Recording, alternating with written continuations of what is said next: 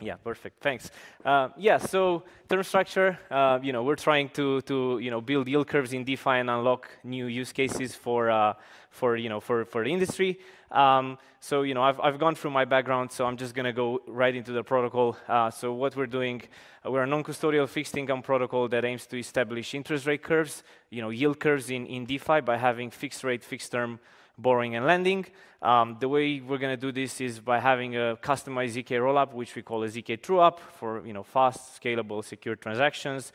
And the whole vision is to build these interest rate curves that are going to be that are going to help us build investment tools in DeFi and infrastructure and any sort of structured product going forward, and that's going to kind of lead to tokenized real world assets in the future.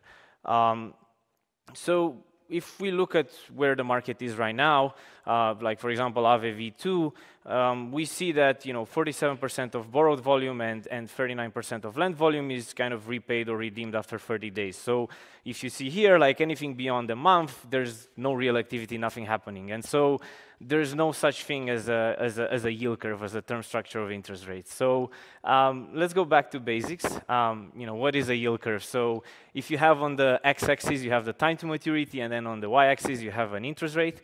In a normal functioning market or normal economy, you have this upward sloping, concave-looking curve, and what this kind of tells us is that the longer the time to maturity, the more uncertainty in theory you have about the possibility of getting your money back, and therefore the higher interest rate that you should be charging. Like if I'm lending money to my friend for a week, I'm going to charge him an interest rate, but if I have to lend money to an unknown person in an unknown country for 3 years, I'm probably going to have more uncertainty and more risk, and I'm going to feel less comfortable lending my money, and so I need to get paid more.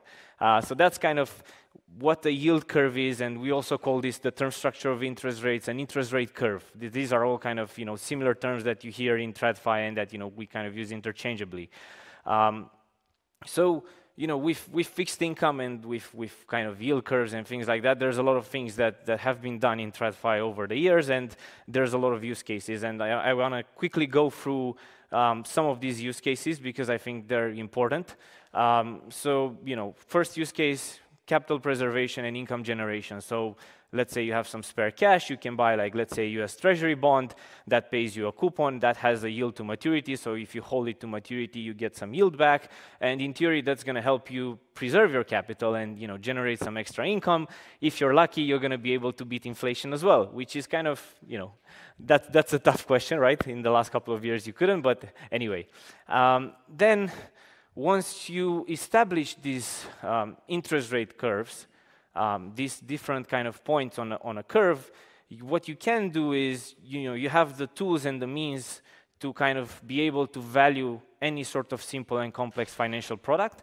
The reason for that is because any sort of product at the end of the day is a stream of kind of future cash flows, and if you have the right tools to discount those cash flows correctly to the present, then you can kind of value anything. What else we can do? We can use fixed income as a benchmark for pricing and for risk management purposes. So, another example, let's say I can invest in US Treasuries at 5%, and these Treasuries are backed by the US government, by the US Treasury. So, I'm kind of sure that I'm going to get my money back. Or, I can have an investment opportunity where maybe I can lend money to a real estate developer in New York that is building office towers. And let's say I'm getting 5% on the US Treasuries, I'm getting like 6% on this opportunity to lend to this real estate investor. And obviously the question becomes like, is this 1% difference high enough to kind of compensate me for the extra risk that I take, for the fact that the lender may default and things like that. So it's very important as a benchmark for looking at other kind of asset classes and going up the risk kind of curve. Other things we use it for, duration asset liability management. If you're like a pension fund or insurance fund, you can use fixed income to kind of tailor this kind of exposure.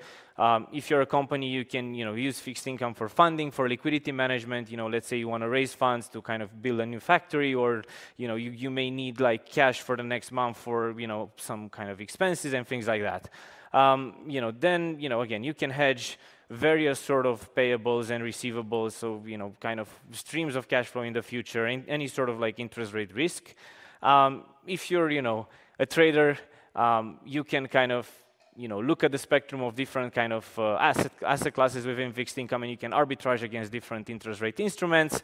And if you're a degenerate, you can use it as leverage for risk taking, which everyone loves in a bull market. So where is the kind of potential market size here? If you look at the top 10 DeFi lending and borrowing kind of protocols, I mean, the TVL is around 12 billion. I think this is a little bit outdated with the marketing, kind of with the bull market. It's probably more closer to 20 billion, I would guess. But at the end of the day, it's peanuts if you look at it compared to fixed income, which is 100+ trillion, and then to the interest rate derivative market, which is over 600 trillion in US dollars. So the upside is enormous. The total addressable market is really, really big, and the idea of DeFi coming and eating some of TradFi pie makes a lot of sense. If you look at it on a 20-year horizon. If you look at kind of product gaps within DeFi, so the yellow ones are kind of what we have in DeFi right now. The white ones are the ones that we don't, and we haven't had like much success, and we are the kind of blue dot there. And so to me this is really interesting because we have kind of money markets via Aave and Compound. We've jumped already to tokenizing real world assets, and then we've gone all the way up the complexity curve to having like options and structured products. But like, we don't have a very strong foundation. We don't have a very strong like kind of backbone and base layer and pricing layer because we don't have kind of bond markets. From bond markets, from reliable and functionable bond markets, you can actually build forwards and term futures as per the chart, and then an interest rate swap curve, and from there bootstrap a discount factor curve, which is basically the thing I was talking about earlier, with the thing that helps us to discount any sort of future cash flows to the present. So once you have that kind of up and running and works well, then you can use like models like the Black-Scholes model or like more complex ones to value any sort of like options and discount them and take their present value, and then you can use all these different things combined together and get to structured products. So to kind of conclude very quickly on this chart, like I think we are yet to really build a strong foundation, a strong backbone to be able to get to options and structured products and other things. And I think that's what we are trying to achieve with the bond markets that we're building. Yeah, so again, some of the solutions offerings that we have. So again, in DeFi, you have these floating interest rates, this API that varies block by block. And so like, you lend your money, let's say it says 6% on Aave, like tomorrow it can be like 4%, and the day after can be 3%. And then if you draw the line and you take the average for the last, for 30 days, you can be like, oh, I actually lend my money for like an interest of 3%. And people in TradFi and people in general, they like certainty, and they like to be thinking about like, okay, I'm gonna lend my money for 30 days, and I'm going to get a 6% annualized rate on it. So that's kind of what we are trying to do. We're trying to come with fixed interest rates. We're trying to have this API that varies by tenor. So if you lend your money for a month, it's going to be this. If it's going to be for 3 months, it's going to be this. And if it's going to be for 6 months, it's going to be much higher. Again, when it comes to efficiency and transparency, so in DeFi we have this peer-to-pool model and this AMM kind of pricing that. To me, it looks a little bit like a black box. Like, liquidity can be kind of drained from there. Like some whale pulls out their liquidity, and like the market gets unbalanced. You don't know exactly like what is the real flow behind, what is the real size that you can do, and we need to get to a place where we are kind of peer-to-peer market-driven order books. And what that actually means, it means basically you have bids and offers, you see the stack of bids and offers and market participation, and then that's kind of how markets have worked for hundreds of years. So we have had order books and people putting bids and offers for commodities for hundreds of years, and not just financial products for speculation. I think that's where we need to get in order to kind of onboard institutions and be able to kind of scale up. Yeah, so the way we are trying to do this is by having three pillars: primary markets, secondary markets, and repo markets. Repo markets are coming much later down the line, so I'm not going to be talking about that. But the idea of primary and secondary markets is you're going to be able to do all these different things that I was talking about earlier, use these markets for, payment, investment, pricing, liquidity management, arbitrage, hedging, allocating your risk and your portfolio and things like that. So this is just a chart of primary and secondary and repo markets. If we go into primary markets, so what you can do in primary markets, you're going to be able to borrow and lend at a fixed rate for a fixed amount of time. The way it works is, let's say, for example, you want to borrow USDC, you put a maturity date, 29 of March 24. Obviously, that's past now, but if you did that in January, that would have been like an equivalent of 3 months sort of thing. These maturity dates are standardized the way we have them in TradFi. You can use various types of collateral like wrapped ETH, and that's going to allow you to borrow a specific amount of USDC. And the idea is that you're going to get matched via an auction process with our ZK rollup. So the workflow is very simple. The borrower places an order to borrow at Y%, and then the lender puts an order to lend at X%. And if they get matched, there's an ERC20 fixed income token that gets minted to the lender. Then if we think about secondary markets, so what are secondary markets for? A very simple example would be, let's say you've participated in primary markets and you've decided to lend money for 6 months at, I don't know, 6% interest rate. So your money is kind of locked for 6 months and you're going to get 6% annualized on it.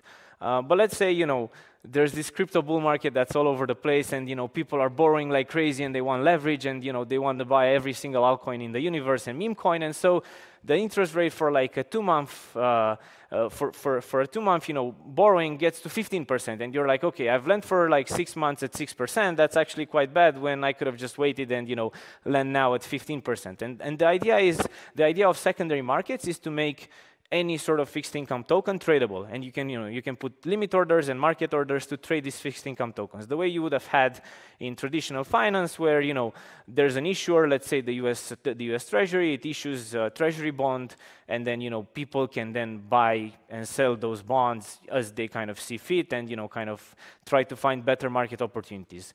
So yeah, the secondary markets workflow is actually quite simple. People put just bids and offers, and then they should get matched. We have this order book, which is transparent. You're going to see the size, and people are going to be able to, to get their volume done at a particular price. So the use cases for market participants are many.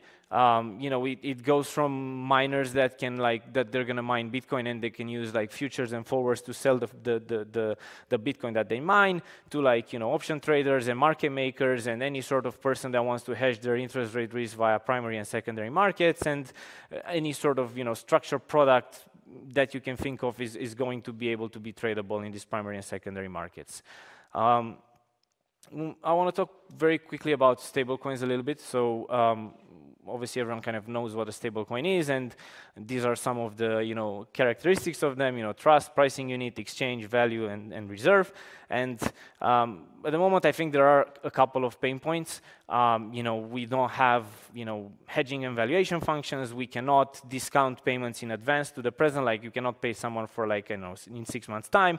We don't have, as I said, kind of yield curves and investment products as kind of Lego pieces to build on. And so I think this kind of leads to just fragmentation of liquidity, fragmentation of transaction volumes. There's very limited product varieties. There's, in general, just kind of very limited use case, apart from, me sending money to my friend via some network, maybe Tron, because it's cheap, and that's kind of it. So the idea of our primary and secondary markets is we want to be able to create these forwards and futures and discount factor curve and interest rate curve. We can use that for any sort of supply chain payment, cross-border payments, micro payments, cash in advance payments that are discounted. You can use it to price any sort of derivative and synthetic product. You can use it for liability management, and the idea is to kind of create much more liquidity and scalability. So, for example, one of the use cases that I think is really interesting is if you're like a stablecoin issuer, Circle that issues USDC, you can do a lot of things with term structure. So, you can use it for optimizing your capital structure. You can use it to, for refinancing, so replacing existing debt with new debt at favorable terms. So, for example, maybe you've issued something at 7%. The market has gone down to 3%. You can refinance that debt. You can restructure your debt, so maybe extending the maturity profile of your debt. And in general, you can use any sort of interest rate derivatives and forwards and futures to kind of hedge your various interest rate risks. Another interesting use case that I really like, again, let's say you're a stablecoin issuer and you think that a well-behaved market for your stablecoin, a well-behaved borrowing and lending market should be anywhere between 4% and 8%. So let's say basically the borrowing and lending rate should be anywhere between 4 and 8%. If it goes below that, you think it's too low compared to TradFi. If it goes beyond that, you think it shows excessive behavior that you potentially want to correct for, and you want to put that in a more behaved manner. And so the way to do that is by kind of creating a floor and a cap.